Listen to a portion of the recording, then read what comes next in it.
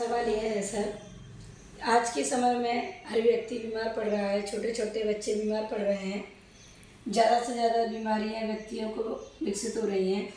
तो आपका साथ गुरुजी के साथ आप रहते हैं, आपका अनुभव है, तो आप बताइए ज़रा लोगों को स्वस्थ रहने के लिए क्या कार्यकारिणी करनी चाहिए, कैसे स्वस्थ रहेंगे लोग? देखिए प्रीति जी, इसके लिए सबसे पहले तो मैं मेरे देश के सभी किसान भाइयों से हाथ जोड़ के एक प्रार्थना करना चाहूँगा कि खेती में लगातार जो रासायनिक और जो जहर बढ़ता जा रहा है, ये बहुत घातक है।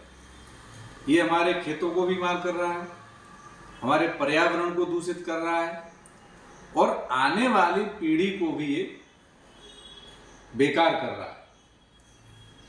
आज के समय में, चूंकि मैं एग्रीकल्चर फील्ड में पिछले 15 वर्षों से काम कर रहा हूँ, मिट्टी परीक्षण पे भी हम काम कर रहे हैं।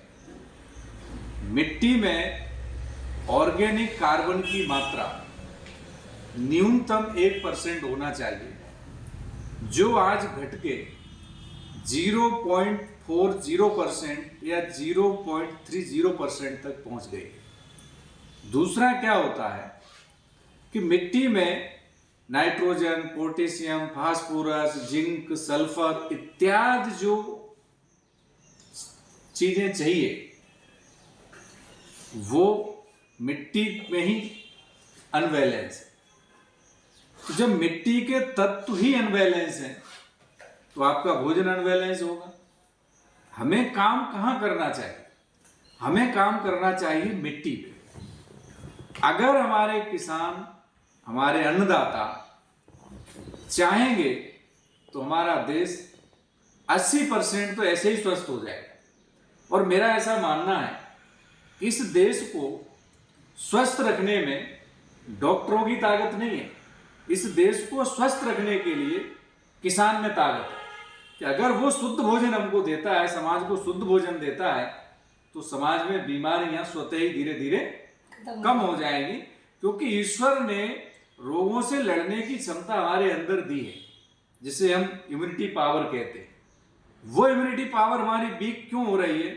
क्योंकि हमें अच्छा भोजन नहीं मिल रहा है, अच्छी हवा नहीं मिल रही है, अच्छा पानी नहीं मिल रहा है।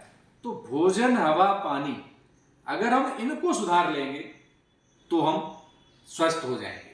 तो बाकी देशवासियों से मैं आग्रह करूंगा कि हमें पानी को दूषित होने से बचाना है और पर्यावरण बचाने के लिए हमको अधिक से अधिक पेड़ लगाना है। जितने अधिक पेड़ होंगे उतना ही वातावरण अच्छा होगा, हमें साफ सुथरी ऑक्सीजन मिलेगी और हम स्वस्थ रहेंगे। इसके बाद हमें खान पान पे नियंत्रण रखना होगा। बाहर का बहुत ज़्यादा ना खाएं, क्योंकि बाहर आज जितनी भी ये जो सब पैकेज चीज़ें जो आ रही हैं, आज आप देखिए सॉस है, तमाम तरह की जो चटनियाँ आ रही हैं, उनमें वास्तव में क्या है ये जांच का विषय है, मैं कोई टिप्पणी नहीं करूँगा, लेकिन वो 100% शुद्ध नहीं है। तो मेरा आग्रह है कि घर पे चटनी बना के खाओ, इस तरह की चीज़ों को खाना बंद करो। और